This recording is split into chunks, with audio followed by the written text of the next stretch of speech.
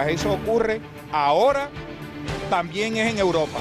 Ahora estamos financiando partidos políticos en España, en el primer mundo, con dinero de un pueblo que no tiene comida, que no tiene medicina, que no tiene seguridad social y que ahora es masacrado en las calles de Venezuela. Por eso hemos entregado este documento en nombre de la fracción parlamentaria de Primero Justicia, pidiendo justicia por un pueblo que se encuentra en colas, que no tiene medicina y además hoy es asesinado por sencillamente pedirle comida al gobierno nacional. Y ya no lo dicen únicamente los medios de comunicación españoles. La prensa de Venezuela y partidos políticos, como acaban de ver de ese país, acusan directamente a Podemos de haber recibido millones de dólares del gobierno chavista. La formación de Pablo Iglesias lo vuelve a negar, pero en la acusación subyace algo importante. Monedero e Iglesias fueron colaboradores muy estrechos de este régimen y por ello recibieron cantidades millonarias. Veremos si lo reconocen o vuelven a hablar de maniobras de distracción de la prensa de derechas. 5W, Beatriz Rojo, buenas noches. Empezamos con el qué. Muy buenas noches. Según publica el periódico El Nacional, el único diario opositor al régimen bolivariano, Chávez habría financiado con hasta 3,9 millones de dólares a la fundación ligada al partido de Pablo Iglesias. Lo cuenta en un artículo titulado Por aquí pasó Podemos, en el que aseguran también que Juan Carlos Monedero fue unidad ejecutora y responsable de manejar dinero público en el Centro Internacional Miranda. El cuándo corresponde a los años comprendidos entre 2004 y 2012, casi 8 años en los que habrían recibido en concepto de premios y asesorías casi 4 millones de dólares. Y el dónde es claro, Venezuela, un país donde se acumulan las colas a las puertas de los supermercados para comprar los alimentos más básicos o medicinas. A esta denuncia del Nacional se suman las presentadas por el partido opositor COPEI y las del diputado Julio Montoya, quien cifra la financiación del gobierno venezolano a Podemos en más de 15 millones de dólares. Los protagonistas son 3 miembros de Podemos, oposición al régimen y chavistas. No se ponen de acuerdo mientras los líderes de Podemos se esfuerzan en negar cualquier vinculación con Venezuela. Hoy, una diputada chavista en la Asamblea Nacional asegura que el papel ejercido por algunos de sus líderes no ha sido de mera asesoría, sino que son parte activa de la revolución. Y los pagos se hacían a través de la Fundación CEPS, precursora del partido Podemos.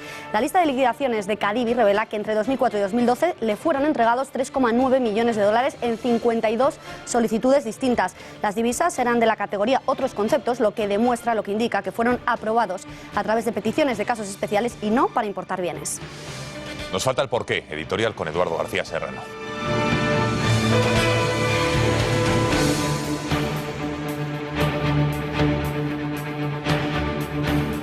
Buenas noches, Gonzalo, Beatriz. La financiación de los partidos políticos es el abrevadero de la corrupción.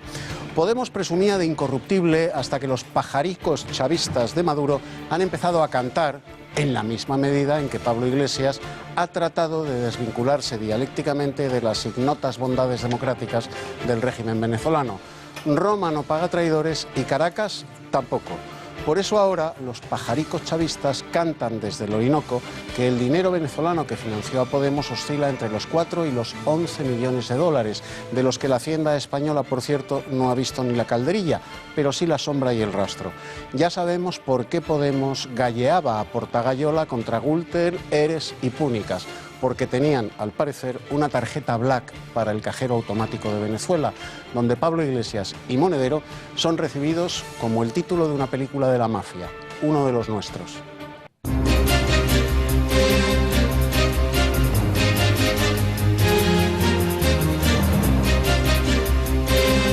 Ignacio González quiere seguir optando a revalidar su cargo en Madrid, a pesar de los chantajistas. Dice, lo ha dicho en una rueda de prensa en la que ha negado categóricamente que haya solicitado una reunión secreta con altos mandos policiales para tapar el escándalo de su ático marbellí. Dicha información, de nuevo, es una información falsa. Efectivamente... Clavero. A poco más de 3 semanas para las elecciones andaluzas, el PP cae en picado en las encuestas mientras despegan Ciudadanos y Podemos. Rajoy coincidirá en 5 actos de campaña con Moreno Bonilla frente a los 2 que acompañará a Sánchez a Susana Díaz, quien hoy ha presentado la creación de una comisión para perseguir la corrupción. Nosotros vamos a poner en marcha una oficina de prevención del fraude y de la corrupción para que quien pretenda acercarse a lo público para aprovecharse de lo que es de todo, se lo piense. El Ministerio del Interior estudia la evacuación forzosa de los vecinos de Pina de Ebro tras la espectacular crecida de este río. Los bomberos han tenido que realizar unos 75 servicios de salvamento durante la noche. El caudal del Ebro ha empezado a descender a su paso por la ciudad de Zaragoza. Y hoy en El Mundo en Guerra repasaremos las últimas atrocidades cometidas por el Estado Islámico, desde los secuestros a centenares de cristianos sirios hasta el asesinato a sangre fría de una mujer acusada de adulterio. Y en los deportes, Juanma Pérez Noya, buenas noches. Buenas noches. Bueno, nuevo juicio, el Barcelona de protagonismo, Rosell y Laporta declarando, y un abogado peculiar conocido por esta casa. Exactamente, Mario Conde, porque por sorprendente, que parezca, esta vez Laporta y Sandro Rosell están en el mismo bando. Esta mañana han declarado los dos expresidentes del Barça a raíz de la demanda que les interpuso MCM. Esta empresa tenía los derechos para explotar comercialmente la fachada de la Masía, pero el Barça no les dejó montar los paneles que ellos recomendaron. Por eso ahora les exige los 100 millones de euros que supuestamente dejaron de cobrar. En el tiempo de deportes os daremos más detalles y además hablaremos de una liga que está más apretada que nunca.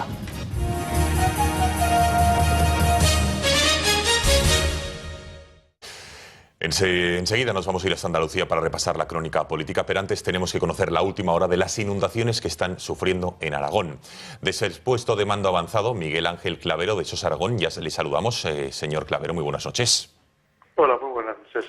Bueno, cuéntanos cuáles son las últimas noticias que están llegando, porque parece ser que se iba a desalojar a gran parte de la población de Pinar de Ebro, pero debido a que el caudal de este río ha aminorado a su paso por Zaragoza, parece ser que estas medidas extremas no se han tenido que tomar, ¿es así? Efectivamente, como consecuencia del descenso del nivel del río Ebro a su paso por la localidad de Pinar de Ebro, y ya volviendo un poco a situación a su cauce original, bueno, pues no ha hecho falta pues hacer esas medidas de evacuación de la población de Pinar de Ebro. Después de varios días con este sobrecaudal del río Ebro, ¿cuál es el balance que podríamos hacer o que hacen ustedes desde SOS Aragón de los daños que ha dejado la crecida de este río? Bueno, pues sobre todo la crecida de este río ha dejado pues a dos poblaciones que ha habido que desalojar completamente, con la incomodidad y el desasosiego que eso produce entre esa población, y luego pues en numerosas intervenciones debido a pues que el agua ha entrado en casas, ha entrado en patios, ha entrado en garajes, a lo largo de toda la ribera del río Ebro, desde que entró en Aragón en Novillas hasta que aún no hemos terminado, porque yo en este momento me dirijo todavía a la localidad de Quinto de Ebro para seguir con los trabajos sobre todo para evitar que el agua entre en las casas y en las poblaciones de Aragón. Señor Clavero, vamos a escuchar si le parece a la ministra de Medio Ambiente, de Agricultura básicamente, que ha dicho que ha sido las peores inundaciones del último siglo en nuestro país. Vamos a escucharla. Este año se han registrado las precipitaciones más altas jamás registradas. Creo que de Navarra nos daban la indicación que no hay datos anteriores a 100 y pico años en los cuales se hayan registrado precipitaciones tan importantes como las que tenemos, que además a unas nevadas que todo el mundo ha visto se ha juntado un deshielo bastante prematuro.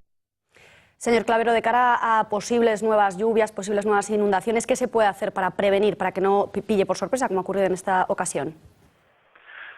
Bueno, vamos a ver, no es que en esta ocasión nos pillada por sorpresa, simplemente desde el Gobierno de Aragón hay un dispositivo de prevención en caso de emergencia que se puso en marcha como consecuencia de la crecida del río Ebro por encima de los niveles que normalmente lleva y que empiezan a provocar daños tanto en las viviendas como en las poblaciones, en los cascos urbanos y también en la agricultura y en los campos que circundan o que pertenecen a la ribera del río Ebro.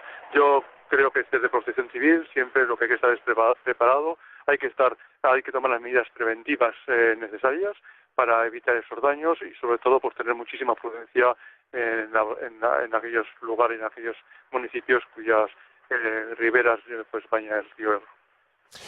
Miguel Ángel Clavero, puesto de mando avanzado de SOS Aragón, muchísimas gracias por haber atendido la llamada de este informativo y esperamos y deseemos que ese aminoramiento del caudal del Ebro, pues que a su paso por Zaragoza, que deje de hacer tanto estrago como ha hecho hasta la fecha. Gracias y buenas noches. Muchísimas gracias. Buenas noches. Entramos de lleno en la actualidad política de nuestro país porque se han producido nuevas detenciones policiales en la denominada Operación Edu. Se ha apresado a 12 personas dentro de la trama que, recordamos, investiga las irregularidades en las subvenciones que la Junta de Andalucía daba a diferentes empresas para los cursos de formación. La policía anuncia además que se prevén más de 100 detenciones en los próximos días. 7 de las mismas se han producido en Jaén, las otras 5 en Granada. Uno de los detenidos ha sido el actual secretario provincial de Fomento y Vivienda de la Junta de Andalucía.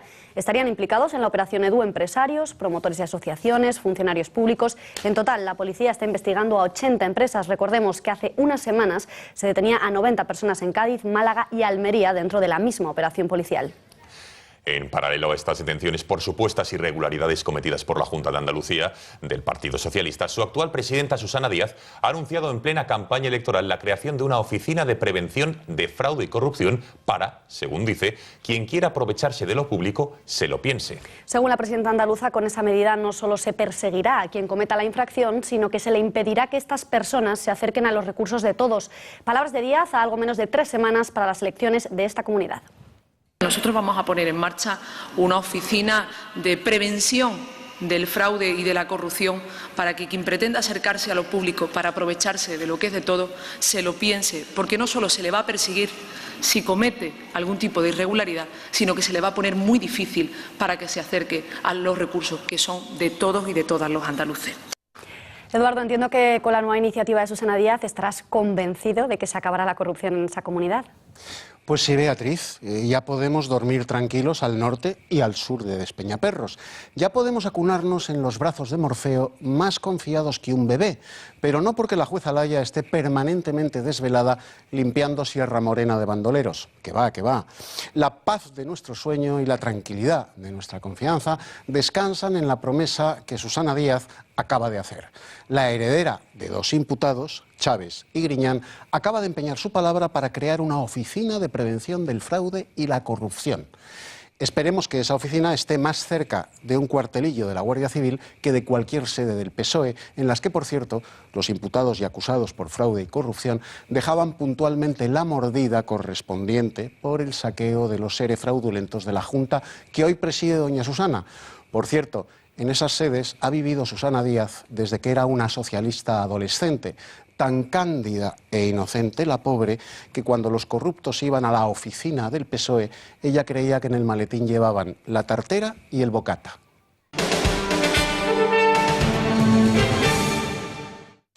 Nueva encuesta en Andalucía a 3 semanas de los comicios. Sorpresas pocas, conclusiones varias. La primera es que nadie obtiene mayoría suficiente para gobernar. El PP cae estrepitosamente, pero es que el PSOE también empeoraría sus resultados y Susana Díaz estaría obligada nuevamente a gobernar en coalición. La pregunta es, ¿con quién? Veamos el resultado de esta encuesta. Como van a ver ahora en unos momentos, el PSOE perdería de 3 a 7 escaños y bajaría de sus 47 actuales. El Partido Popular descendería de los 50 que tiene en la actualidad a una cifra cercana a los 30. Podemos irrumpe con fuerza, con un 17% de los votos y en torno a los 20 escaños. Y Ciudadanos también daría la sorpresa con algo más de 10 escaños y el 11% de los votos. Sufragios que ganaría sobre todo a costa de UPyD, que no obtiene representación. Esto es lo que dicen las encuestas, que hasta el 22 de marzo no van a valer de nada. Lo que sí sabemos es la presencia que Pedro Sánchez va a tener durante la campaña andaluza. Se confirma lo que era un secreto a voces. Apenas va a participar en ningún mitin en los 15 días previos a las elecciones. Fuentes del PSOE justifican la ausencia de Sánchez, afirmando que será una campaña muy andaluza y sectorial. Por su parte, Mariano Rajoy irá más del doble de veces que Sánchez a la comunidad andaluza. Al menos visitará las localidades del sur de España en 5 ocasiones, apoyando al candidato popular Juan Manuel Moreno Bonilla. Y en mitad de la campaña andaluza ha entrado con fuerza un vídeo electoral que ha hecho el PP extremeño. El partido de Monago ha realizado varios cortos audiovisuales en los que los protagonistas son Paco, de Zafra, y Curro, natural de Camas. Explicando y viendo la vida de ambos, el PP extremeño arremete contra la vida del parado y de la subvención en Andalucía versus, podríamos decir, la vida del emprendimiento y de la nueva iniciativa privada de Extremadura. Como era de esperar, en el PP andaluz no ha sentado nada bien el vídeo. Veámoslo.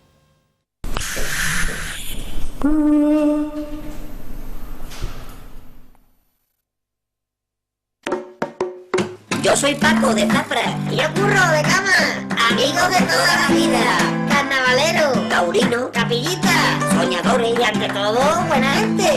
Estamos de acuerdo en todo, ¿verdad, Curro? Eso Choquillo! Bueno, y casi todo, Paco. Ya estás otra vez con el politiqueo. ¿Ves tú? En eso no nos ponemos de acuerdo. Como que hay dos sures. El de los socialistas en Andalucía y el extremeño, que es más popular. ¡A Choquillo! Capítulo 1, Hervidente. El PSOE plantará con...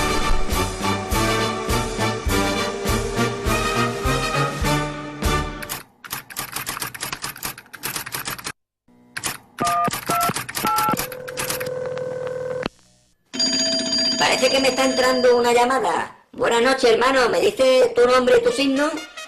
Hola, ¿Aso Guillo? Buenas noches, soy Curro de Cama. Polémica a la vista. Cambiamos de asunto porque Luis Bárcenas va a tener que seguir con su asignación de 300 euros al mes procedentes de sus cuentas bloqueadas.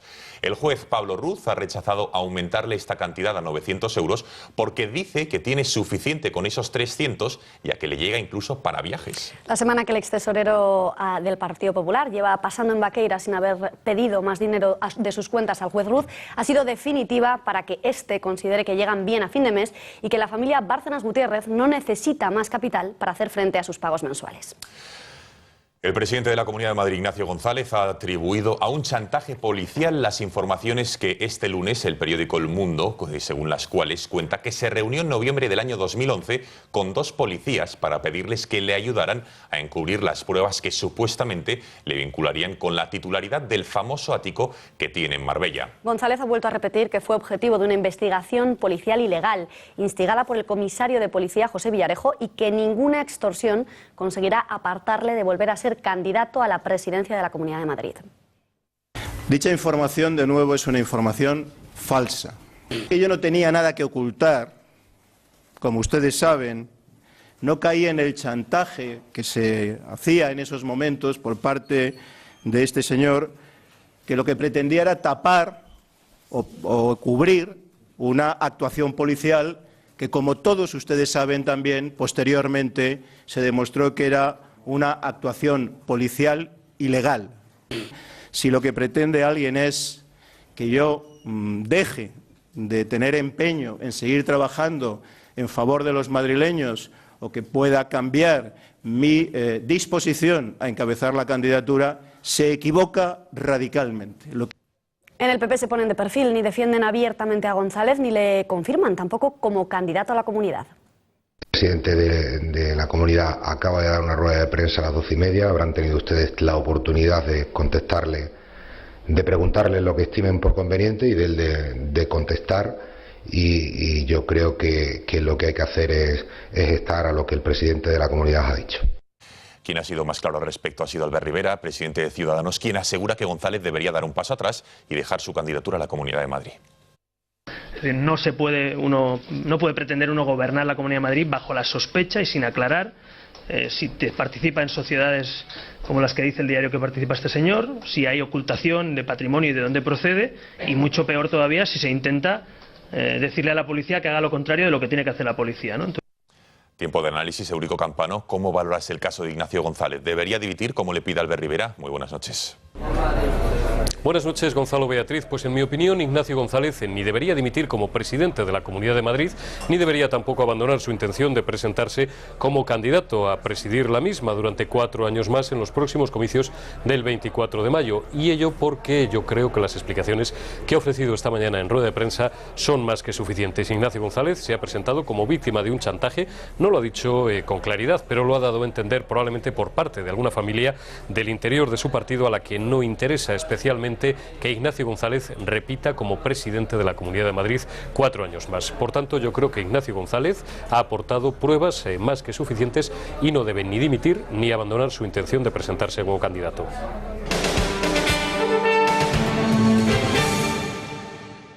La tasa de paro en la zona euro cae hasta el 11,2%, la más baja desde abril de 2012, se redujo 1/10 respecto al mes de diciembre. Los países en los que la tasa de paro es menor, Alemania con un 4,7% y Austria con un 4,8%, mientras que los países donde la tasa de paro es más elevada, Grecia con un 28,5%, seguido de España 5 décimas por debajo, aunque todavía muy alta, 23,4%. Pese a estos datos de la caída del paro en nuestro país, el presidente del Gobierno, Mariano Rajoy, y el titular de Economía, Luis de Guindos, se han mostrado optimistas sobre la marcha de nuestra economía. Asegura Mariano Rajoy que los tiempos pasados oscuros de las cuentas públicas españolas han quedado atrás. Pero hoy ya nadie nos pregunta ni por el rescate, ni si estamos en quiebra, ni qué pasa con nuestra prima de riesgo. Por fortuna eso es historia. Triste historia, pero historia pasada. De la recesión, llevamos ya 7 trimestres de crecimiento positivo y la sociedad española pues sabrá distinguir, es decir, sabe distinguir perfectamente lo que se ha hecho bien, lo que no se ha hecho tan bien, cuál es la situación que teníamos al principio de legislatura, cuál es la situación que tenemos ahora, y además sabrá distinguir perfectamente lo que son cantos de sirena y lo que son realidades, ¿no?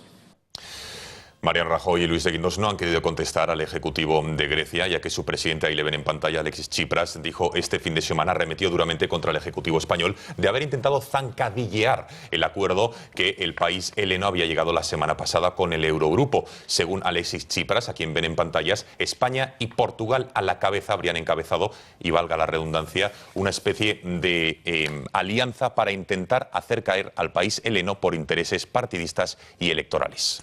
Sin embargo, parece que en el Partido Popular no ha sentado muy bien la ofensiva iniciada por Tsipras contra Rajoy.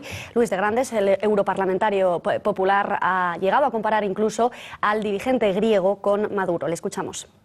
Siempre ha habido una especial coalición del sur y una especial delicadeza con Grecia y con otros parecidos, porque nosotros mismos fuimos objeto de necesidades.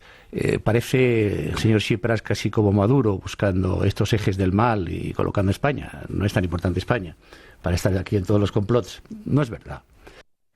Continúa la resaca de esta guerra iniciada por Tsipras. Eduardo, ¿crees que se habría atrevido Tsipras con Merkel? No, nunca. Al presidente griego, el pobre Tsipras, lo dejaron en los cenáculos financieros de la Unión Europea como al gallo de Morón. Volvió a Atenas sin plumas, con un ultimátum en el bolsillo y con un recetario económico de obligado y estricto cumplimiento. Los camaradas del Podemos heleno le esperaban con los colmillos afilados, porque con su sí buena a la troika no quedaba ni el recuerdo del programa de Syriza. Como quiera que los griegos son los padres de la retórica, de la mitología y del sofisma, Tsipras ha demostrado una vez más que su lengua es tan ágil en la mentira como hábil en la demagogia. Los alemanes le dijeron a los griegos que si no tenían dinero, que vendiesen sus islas y el Partenón, mientras España les prestaba nada menos que 26.000 millones de euros. Como con la germánica Merkel Tsipras no se atreve, le propina una bofetada a Alemania en la cara de España y en la de Portugal, inventándose para consumo doméstico de los helenos, a los que solo él ha engañado, una conspiración europea encabezada por las dos naciones ibéricas contra Grecia. Tsipras acabará como la pobre Casandra, a la que nadie creía ni aunque dijese la verdad, porque Apolo le escupió en la boca. A Tsipras le escupió Merkel en los bolsillos, pero con ella no se atreve porque Alemania no es Troya.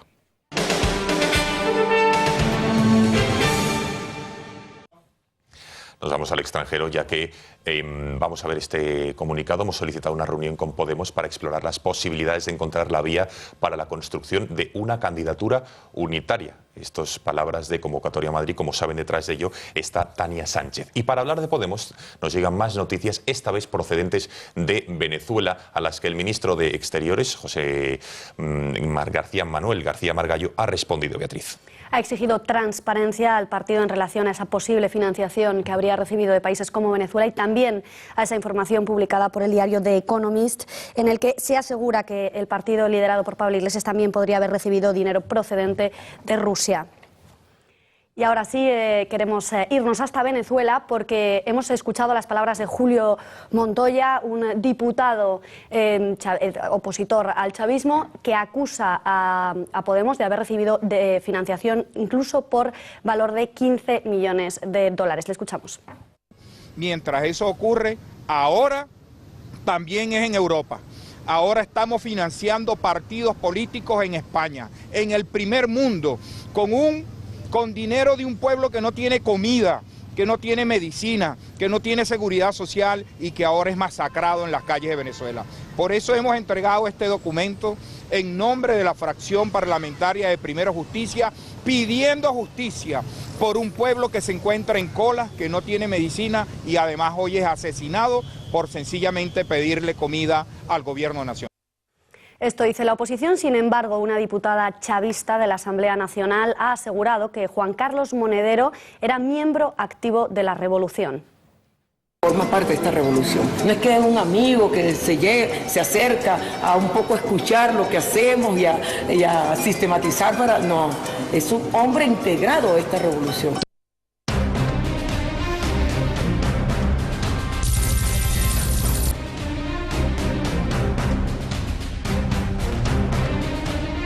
Lunes, tiempo ya de nuestra sección El Mundo en Guerra. Ricardo Luz de la Serna, buenas noches. Buenas noches. Bueno, Ricardo, hoy toca hablar de los cristianos asirios. Ahora nos explicas el concepto, secuestrados por el Estado Islámico, autodenominado Estado Islámico, por cierto. El que se denomina Estado Islámico se lo suele conocer también como ISIS, como Daesh. Se llama cristianos asirios a una de las denominaciones, a una de las iglesias cristianas más antiguas del mundo. Es una de las comunidades que tiene casi 2000 años de antigüedad. Y son importantes porque son una de las comunidades que han tenido una presencia ininterrumpida en Oriente Medio desde los tiempos de su fundación. Luego tiene otro elemento también significativo. Las comunidades cristianas en Oriente Medio, tanto los asirios como los armenios, como los nestorianos, las distintas comunidades, ahí estamos viendo en un mapa una de las ciudades más importantes, Raqqa. Ahora vamos a ver por qué. Digo que estas comunidades son significativas porque son una prueba de la variedad del Oriente Medio. De ahí que sean un objetivo primordial del Estado Islámico. Parte de la política del Estado Islámico pasa, en este caso, por secuestrar a los cristianos con dos finalidades. Algunos los libera en la idea de que los libera porque aceptan someterse al Estado Islámico y pagar un impuesto, con lo cual afirman el imperio de la Sharia en el territorio que controlan. A otros se sospecha que los quieren utilizar como escudos humanos para detener la ofensiva de bombardeos de la coalición que lideran los Estados Unidos. Decía que Raqqa era importante porque es a donde los están concentrando. A los cristianos que van secuestrando en Siria, los van en el territorio que controla el ISIS, se entiende, los van concentrando en torno a Raqqa porque es donde el Estado Islámico ha erigido un bastión. Es una ciudad que controla, es una ciudad importante. A ver si podemos ver el mapa justo y nos señalas exactamente dónde está. Lo estábamos viendo. ¿Dónde está? Si lo vemos, está a unos 140 kilómetros de Alepo. Sí. El Raqqa es importante, tiene unos 340.000 habitantes. Sí. Y digo que es importante porque es una ciudad donde el Estado Islámico se ha hecho fuerte. Lo controla, aplica la Sharia, tienen arsenales.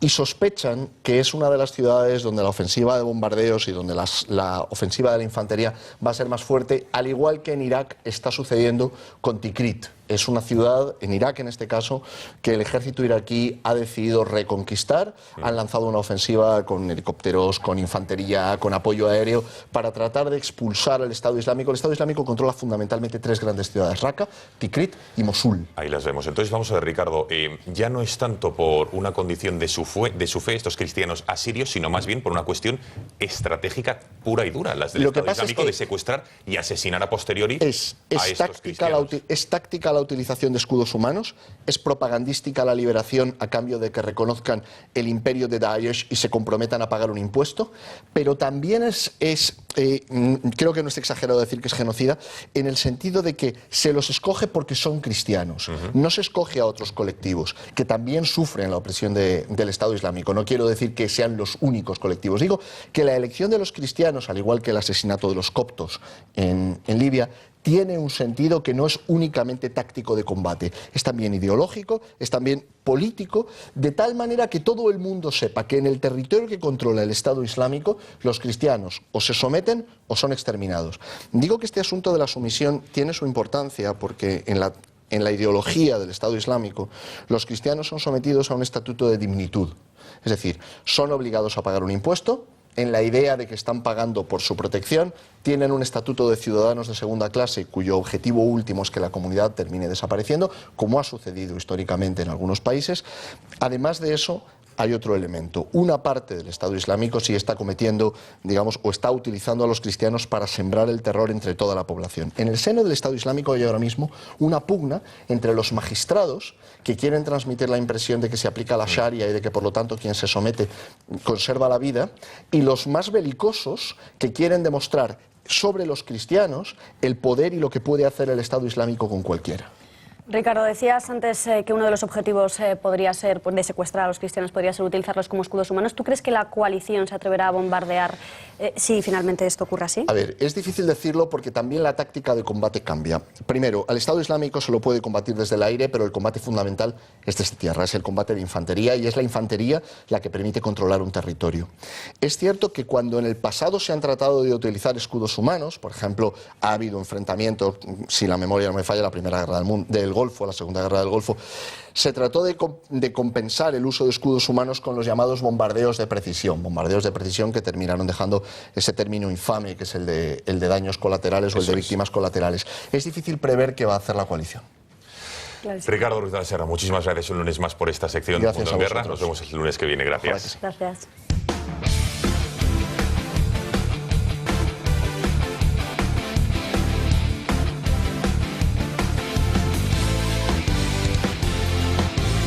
Juanma, buenas de nuevo. Buenas noches. Bueno, muy a pesar de muchos, la Liga se aprieta. Efectivamente, se aprieta la Liga para tu felicidad. El sábado ganó el Barça y el domingo empataron Atlético y Real Madrid. Los de Ancelotti siguen líderes, pero el Barça se queda a 2 puntos a 3 semanas del clásico del Camp Nou. Como vemos, y además como vamos a escuchar, al Bernabéu no le gustó ni el pinchazo ni el cambio de Isco. Exactamente, fue pitado el técnico italiano después de cambiar a Isco para dar entrada a Illarramendi. Así se justificó el técnico italiano después del partido por la derrota y por este cambio. Que la afición no la entiende, lo siento, pero he tomado esta decisión para dar más equilibrio al equipo. Bueno, y nos vamos ahora hasta la Liga Adelante, que esta semana ha sido noticia por la espectacular rajada del Twitter oficial del Numancia. Como vemos, estaba jugando el Numancia contra el Girona y al community manager del Numancia no le hizo mucha gracia el arbitraje del partido. Fue comentando progresivamente, se fue viniendo arriba, hasta que finalmente, al final del partido, definió como atraco en Montilivi, en lo que había visto. Hay que reconocer que el Numancia sufrió 3 expulsiones y 2 penaltis muy dudosos. Después del partido, además, el portero del Numancia fue muy duro en Twitter, yendo más allá, incluso diciendo que el árbitro del partido debería ir a un sitio, no a la nevera, sino a un lugar en el que te saquen con los pies por delante. Aclaremos que al acabar un par de horas después y una vez se calmaron ambos, pidieron perdón, como estamos viendo, el Twitter del Numancia y además el portero gallego del club soriano. Y nos vamos a una imagen aún mucho más desagradable, una imagen ofensiva. El club Patí Vic ganó este fin de semana la Copa del Rey de hockey patines ante el Barcelona. Después de esta victoria inesperada, recogieron de las manos del presidente de la Real Federación Española de Hockey la Copa del Rey con una estelada. Hay que aclarar que durante todo el día hemos estado intentando hablar con alguien de prensa del club Vic para que nos aclarase por qué su equipo es abiertamente independentista, pero no les importa jugar la Copa del Rey. Sin embargo, no ha sido posible. Bueno, y nos vamos a otra imagen bastante dura. Vemos cómo acabó el partido entre el Bilbao Basket y el Baskonia Sengelia. A Sengelia no le hizo gracia que Todorovic intentara anotar canasta cuando el partido estaba prácticamente finalizado y se montó una tangana espectacular como de las que no se recuerdan en la Liga Endesa. Vemos incluso algún aficionado intentó saltar